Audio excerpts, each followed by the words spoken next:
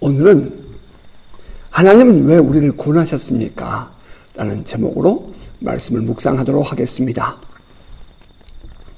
구원이란 무엇인가에 대한 이해를 우리는 함께 나눈 바가 있습니다. 구원이란 하나님과의 관계 회복에 있다 라고 말씀드렸습니다. 죄를 지어서 하나님과 영원히 단절된 상태에 빠진 인간이 예수 그리스도를 통하여 하나님의 아들이 되고 하나님의 백성이 되는 것, 그것이 구원입니다. 다시 말하면 구원이란 하나님과의 관계가 영원히 끊어졌던 죄인들이 하나님과의 관계를 회복하고 하나님의 아들들이 되고 하나님의 백성이 되는 것입니다. 하나님 그러면 언제나 따라붙는 수식어가 있죠. 영원하신 하나님이라는 단어입니다. 영원하심. 그 영원함은 인간들에게 속한 단어가 아닙니다. 이 단어는 오직 하나님께만 속한 단어입니다.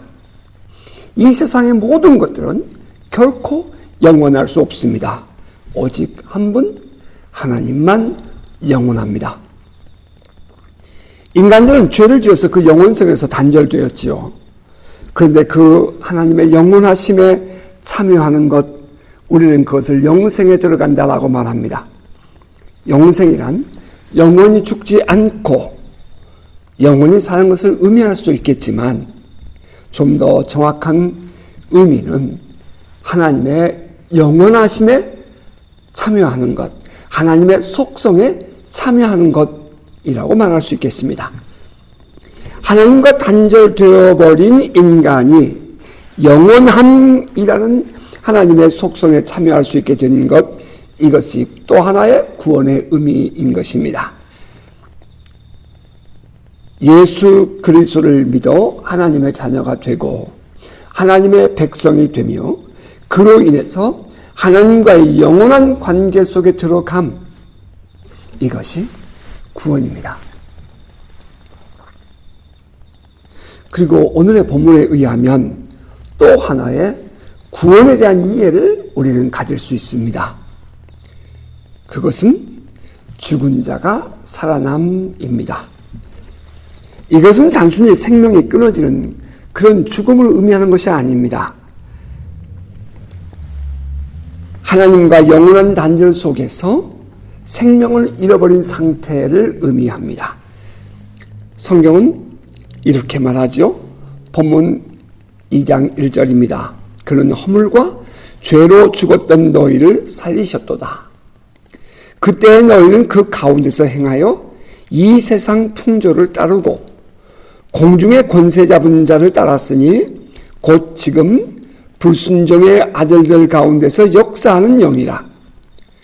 전에는 우리도 다 그 가운데서 우리 육체의 욕심을 따라 지내며 육체와 마음이 원하는 것을 하여 다른 이들과 같이 본질상 진노의 자녀이었더니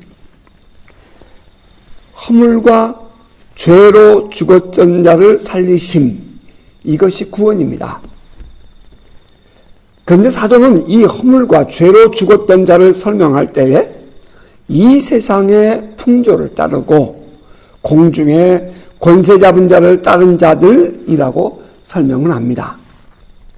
그리고 그 가운데서 육체의 욕심을 따라 지내며 육체와 마음에 원하는 것을 함으로 본질상 진노의 자녀가 된 자들이라고 말을 하죠. 성경이 말하는 허물과 죄로 죽었다는 말은 이 세상의 풍조를 따르고 공중권세 잡은 자를 따르며 자기 육체의 욕심을 따라 지내면서 육체와 마음에 원하는 것을 행하는 사람들, 본질적으로 진노의 자녀된 자들을 향해서 말하는 것입니다. 그들은 이 세상에서는 살았다 하지만 하나님의 관점에서 볼 때에는 실상은 죽은 것입니다. 따른다 혹은 행한다 하는 이 단어들은 과거가 아니라 지금 이 세상의 풍조를 따르고 공중의 권세 잡은 자, 곧 마귀 사탄을 따른다는 의미이고, 육체의 욕심을 따라서 또 자기의 마음과 육체가 원하는 대로 지금 그렇게 살고 있는 사람, 그런 것을 의미합니다. 다시 말하면 죽었다는 단어는 과거형이지만 따른다, 행한다 하는 것은 지금 그렇게 살고 있음을 의미하는 현재형이라는 것입니다. 자, 그렇다면 이 말은 지금 이 세상에서 풍조를 따라 살고 있고 거짓된 영인 사단의 권세에 복종하는 삶을 살고 있으며 또 자기의 육체의 욕심과 마음에 원하는 대로 살아가는 사람들은 살아있는 것 같지만 실상은 죽은 것이라 하는 의미입니다. 자, 그렇다면 오늘 우리의 삶은 어떻습니까? 어떤 사람들은 잘 살기 위해서 예수를 믿는 사람도 있다지요. 부자가 되기 위해서, 행복하게 살기 위해서, 성공한 사람이 되기 위해서 예수를 믿는 사람도 있습니다. 나름대로 자기의 추구하는 삶의 목적을 이루기 위해서 예수를 믿는 사람도 있고요. 또 교회에 나와 신앙생활을 하고 있는 사람도 있답니다. 또 어떤 사람은 마음의 수양을 위해서 혹은 자기의 죄를 용서받았다는 위안을 얻기 위해서 교회에 나오는 사람도 있습니다. 그런데 우리는 여기서 솔직하게 생각해 보아야 합니다. 그러한 것들이 사도가 말하는 죽은 자의 삶과 결국에는 상관이 있는 것 아니냐 하는 것입니다.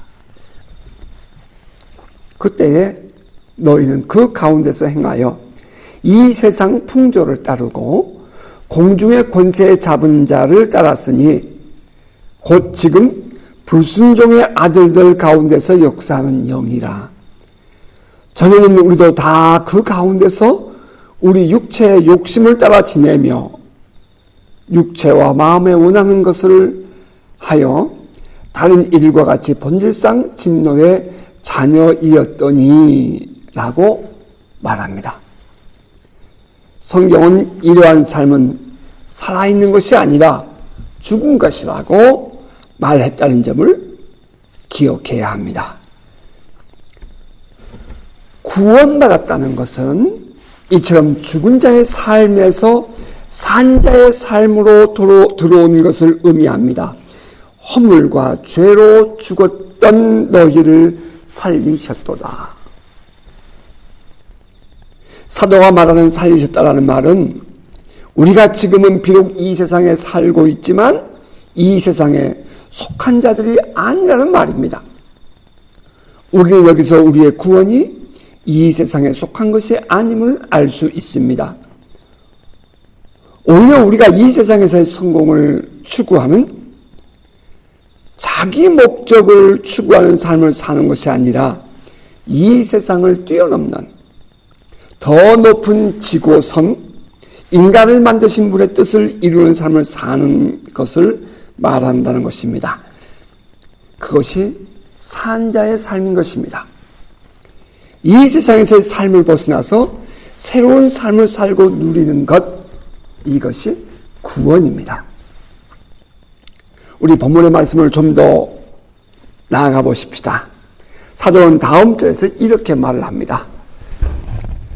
긍휼이 풍성하신 하나님이 우리를 사랑하신 그 큰 사랑을 인하여 허물로 죽은 우리를 그리스도와 함께 살리셨고 너희는 은혜로 구원을 받은 것이라. 또 함께 일으키사 그리스도 예수 안에서 함께 하늘에 앉히시니. 4절부터 6절까지의 말씀입니다. 저는 이 말씀을 묵상하다가 한 가지 하나님에 대한 이해에서 멈출 수밖에 없었습니다. 우리의 구원은 하나님에 의해서 이루어지는 것 아닙니까? 이 세상 사람들이 추구하는 삶의 틀에서 벗어나 새로운 삶을 살게 하신 분이 하나님이시고, 공중권세 잡은 사단의 왕노릇 아래에서 종으로 살던 사람들을 그것에서 벗어나서 하나님의 자녀로서의 삶을 살게 하신 분, 그분이 하나님이십니다. 자기 자신의 굴레에서 벗어나지 못하고 육체와 마음의 욕심에 사로잡혀서 살던 삶에서 벗어나 자유로운 삶을 살게 해주신 분, 그분은 바로 하나님이십니다. 그런데 생각해보면 결국 인간들이란 자기밖에 모르는 삶을 사는 자들이라는 것입니다. 그래서 결국은 하나님에게서 멀어졌고 세상으로 버림받은 것 아닙니까? 영생의 자리에서 죽음의 자리로 떨어진 이유는 결국은 자기 의지를 이루려는 의도에서 행한 행동 때문이었습니다. 자기밖에 모르는 인간, 무엇인가 자기에게 유익이 된다면 사단의 권세도 거침없이 이용하려는 죄악된 인간, 다른 사람과 비교하여 무엇인가 더 가져야 하고 더 나은 삶을 살아야 만족해하는 그런 인간이었습니다. 그런데 그런 인간들을 하나님이 택하시고 구원하신 것입니다. 이런 인간들이 하나님의 용서를 받으려면 얼마나 값을 지불해야 되고 또 깨끗하게 살아야 할까요? 그런데 놀라운 사실은 성경이 하나님은 긍휼이 풍성하신 하나님이라고 말씀하고 있다는 것입니다. 긍휼이 풍성하신 하나님이 우리를 사랑하신 그 큰 사랑을 인하여, 긍휼이 풍성하신 하나님, 긍휼, mercy, 자비, 사랑을 말합니다. 긍휼이 풍성하신 하나님, 다시 말하면 사랑이 풍성하신 하나님이십니다. 그 풍성하심이 어찌나 큰지 그 안에 들어가지 못할 인간의 허물과 죄가 없다 하는 것입니다. 여러분, 큰 보자기가 있어서 여러 가지 물건을 쌓는다고 여러분 생각해 보십시오. 그 안에 크고 작은 많은 각종 물건들을 집어넣습니다. 그리고 그것을 마지막 탁 묶어서 쌉니다. 마찬가지로 하나님의 사랑의 풍성하심이 마치 이 큰 보자기와 같다 이 말입니다. 인간들의 죄가 얼마나 크고 많습니까? 그 크고 많은 그 모든 죄들을 싸고도 남음이 있을 만큼 하나님의 긍휼은, 하나님의 사랑은 풍성하다 이 말입니다. 이날 그 하나님의 사랑에 들어가면 용서받지 못할 죄가 없고 용서받지 못할 허물이 없습니다. 우리의 전생애 동안 행하는 모든 죄를 다 감싸고도 남을 만큼 하나님의 사랑은 풍성하십니다. 저는 이 본문을 묵상하다가 이 긍휼이 풍성하신 하나님의 마음이 멈추었습니다. 다른 생각을 할 수가 없었어요. 그저 고맙고 감사할 뿐이었습니다. 우리들의 행함에 대한 보상은 오직 부끄러움과 주님의 책망뿐일 텐데 하나님은 우리를 그렇게 여기지 않으시고 당신의 사랑으로 인해서 우리의 연약함과 부끄러움을 다 감당해 주셨습니다. 사랑하면 용서할 수 있고, 사랑하면 이해할 수 있고, 사랑하면 아픔을 함께 나눌 수 있습니다. 그 모든 것을 함께 할 수 있었던 것은 바로 사랑하기 때문입니다. 하나님께서 우리들의 죄와 허물을 용서하시고 우리를 받아주실 수 있었던 것은 바로 그 하나님의 사랑이 아주 풍성했기 때문인 것입니다. 심지어는 죽을 죄까지도 사랑으로 용서해 주실 만큼 하나님의 사랑은 풍성합니다. 이 하나님의 풍성하신 사랑이 우리에게, 저와 여러분에게 임한 것입니다.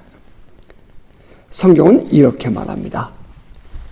긍휼이 풍성하신 하나님이 우리를 사랑하신 그 사랑을 인하여 허물로 죽은 우리를 그리스도와 함께 살리셨고 너희는 은혜로 구원을 받은 것이라. 또 함께 일으키사 그리스도 예수 안에서 함께 하늘에 앉히시니 그 하나님의 사랑이 죽은 우리를 그리스도와 함께 살리셨고 또 함께 일으키시고 그리스도 안에서 하늘에 앉히셨습니다. 다시 말하면 하나님 안에서 우리의 신분이 바뀌었다 이 말입니다. 죽었던 자가 살아났고 이 땅에 사는 자들이 하늘에 속한 자가 되었습니다. 그 풍성하신 하나님의 사랑으로 인해서 우리는 하늘의 시민권을 가진 자가 되었습니다. 은혜 아닙니까? 하나님의 사랑의 풍성하심 여러분 느껴지십니까? 정직하게 내 자신을 돌아보고 나 같은 죄인을 품어주신 용서하시고 구원하신 그 하나님의 사랑이 느껴지십니까? 지난날 우리는 누구였습니까? 그러한 우리가 예수 그리스도 안에서 완전히 바뀌었습니다. 이것은 오직 하나님의 사랑의 그 풍성하심 때문입니다. 하나님의 사랑의 풍성하심이 오늘 우리를 오늘까지 있게 하신 것입니다. 그런데 우리가 여기서 그냥 지나쳐서는 안 되는 한 단어가 나오네요. 함께라는 단어입니다. 허물로 죽은 우리를 그리스도와 함께 살리셨고 또 함께 일으키사 그리스도 예수 안에서 함께 하늘에 앉히시니 하는 말입니다. 이 함께라는 단어를 그 의미를 이해하기 위해서 우리는 구약의 제사를 돌아볼 필요가 있습니다. 죄를 지은 백성들은 자기들의 죄를 용서받기 위해서 어린 양을 제사장 앞으로 끌고 갑니다. 그러면 제사장은 그 죄인의 손을 양 머리 위에 얹게 하고 자기의 죄를 자백하게 합니다. 그 자기의 죄를 양 머리에 손을 얹고 자백하게 하는 행동은 곧 그의 죄가 양에게 전가된다 하는 그런 의미가 있습니다. 사실 죄인이 양의 머리에 손을 얹고 죄를 고백한다고 해서 죄가 넘어가는 것입니까? 그럴 수는 없지요. 그런데 하나님께서는 그런 행동을 하는 것을 보시고 죄인이 양의 머리에 손을 얹고 자기의 죄를 고백하는 것을 보시고 하나님은 그 죄가 양에게 넘겨졌다, 전가되어졌다라고 여긴다는 것입니다.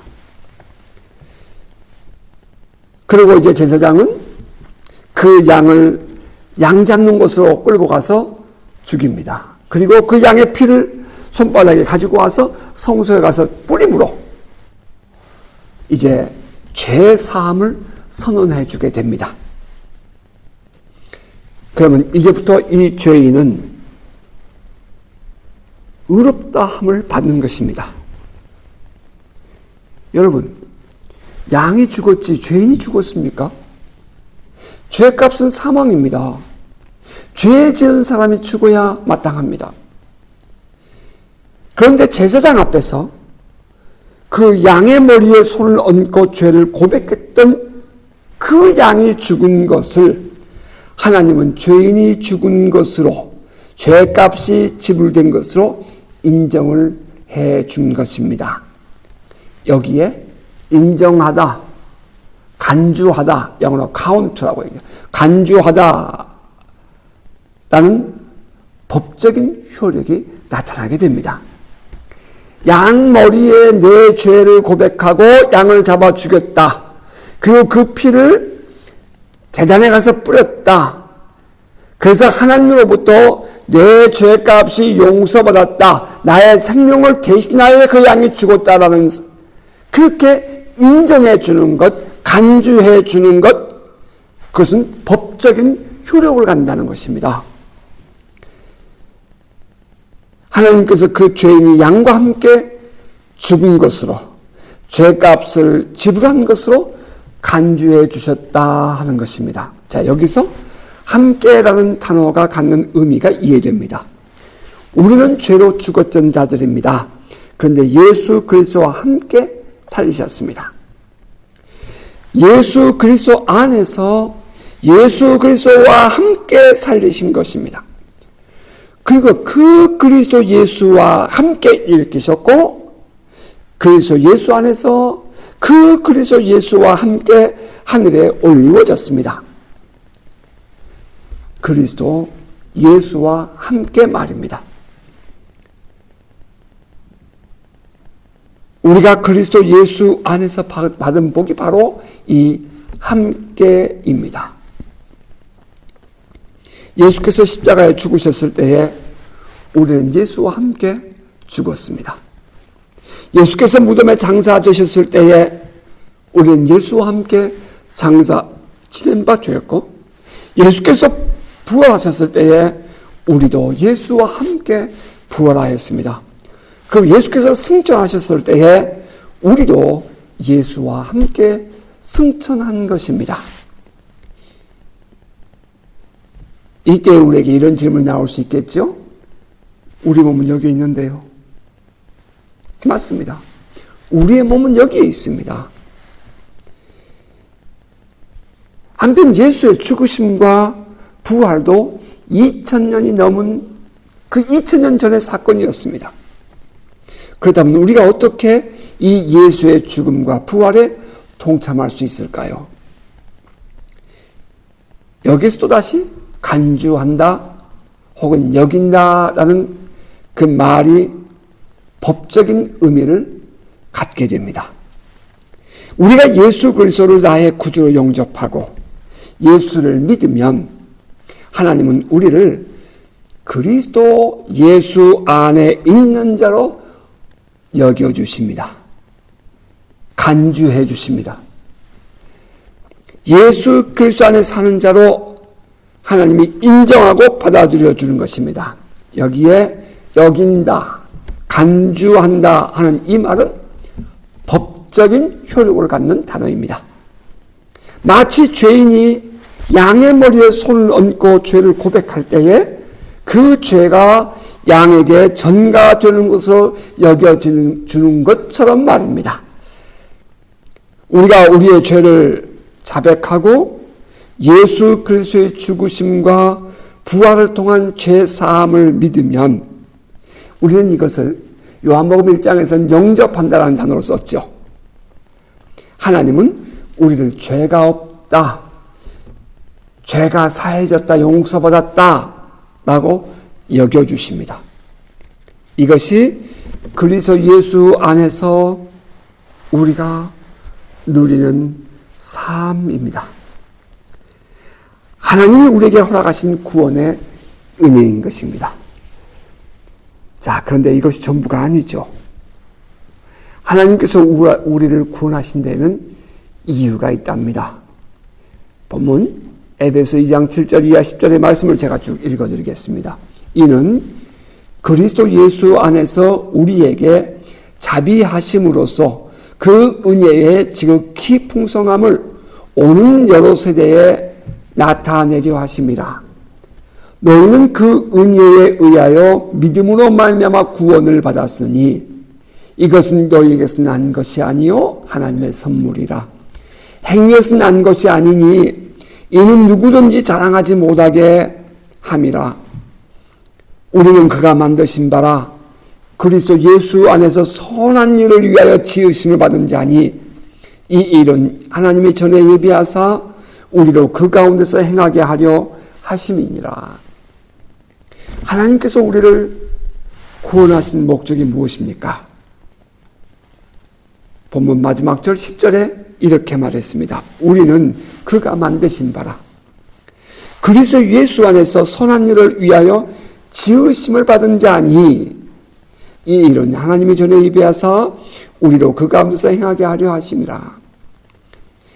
사도는 그리스도 예수 안에서 선한 일을 위하여 지으심을 받았다라고 말합니다. 그 선한 일이 무엇이죠? 이제 저 7절로 올라갑니다. 이는 그리스도 예수 안에서 우리에게 자비하심으로써 그 은혜의 지극히 풍성함을 오는 여러 세대에 나타내려 하심이라. 하나님의 자비의 풍성하심과 그로 말미암은 은혜의 풍성함을 여러 세대에 드러내게 하시려고 우리를 구원하셨다는 것입니다. 하나님의 은혜, 그것은 오직 하나님의 사랑의 풍성하심에서 오는 것입니다. 이 하나님의 은혜가 무엇입니까? 그리스도 예수 안에서 누리는 복된 삶입니다. 그래서 예수와 함께 경험되는 모든 축복들을 누리는 것입니다.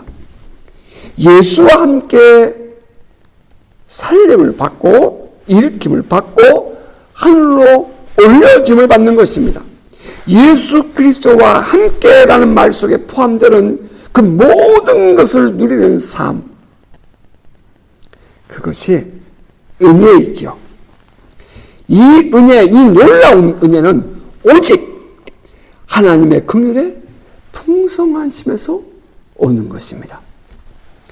그러므로 이 은혜로 구원을 받고 복을 누리는 우리는 어느 누구도 자랑할 것이 없는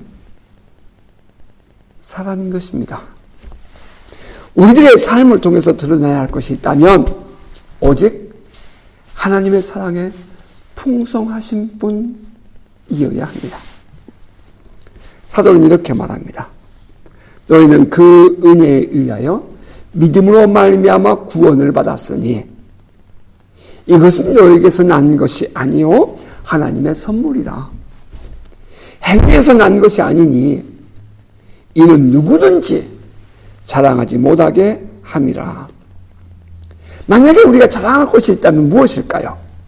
그것은 오직 하나님의 사랑의 풍요로우심으로 나 같은 죄인이 구원받았다 하는 것일 것입니다. 하나님의 사랑의 풍성하심, 오직 그것만이 우리의 삶에서 드러나야 하며 우리 이웃에게 전해져야 합니다. 하나님이 왜 우리를 구원하셨습니까? 그것은 하나님의 사랑의 풍성하심을 나타내라고 하신 것입니다.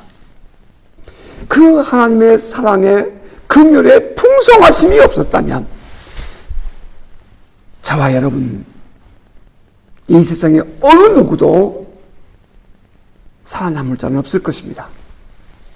아니, 없습니다.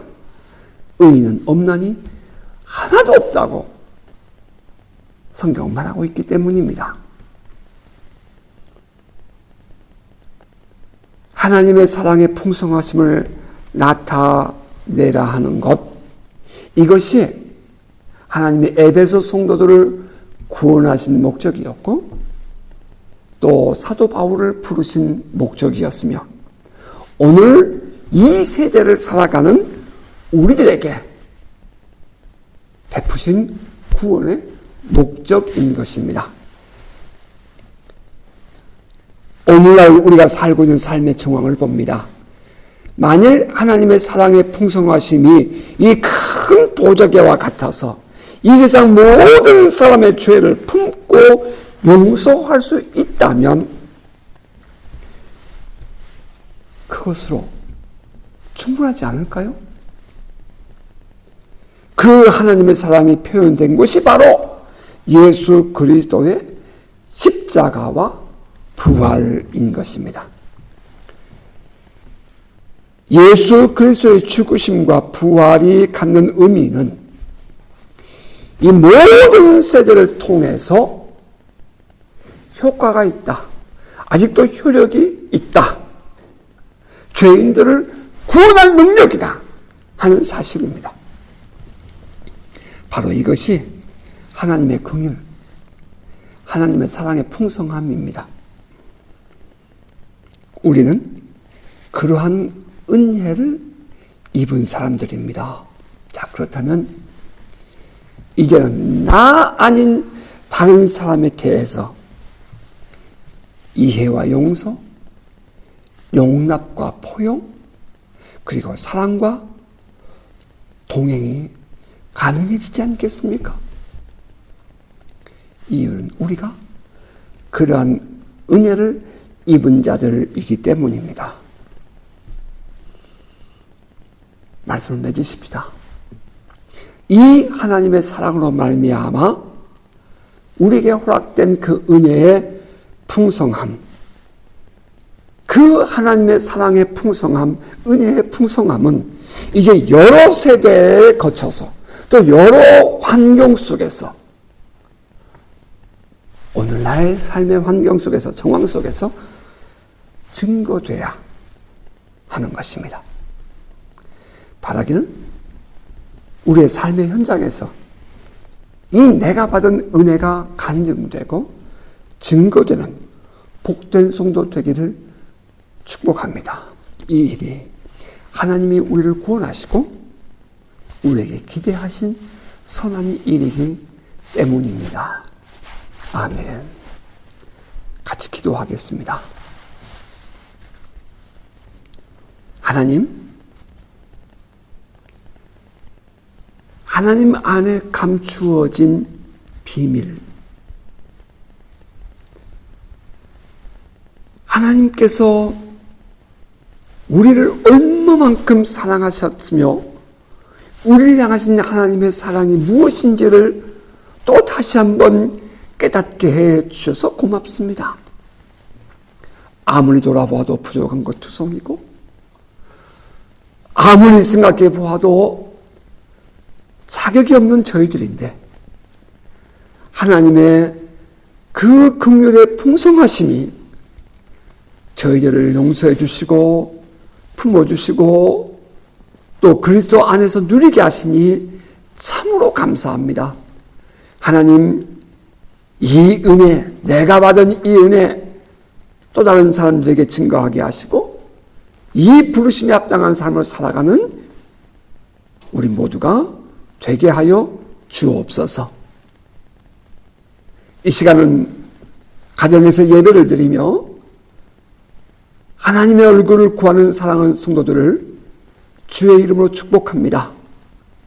성령님, 곳곳에 함께 해주시고 천군 천사로 보호해 주시고 악한 자의 사슬이 일체 틈타지 못하도록 주님의 영광의 빛으로 가득하게 하여 주옵소서.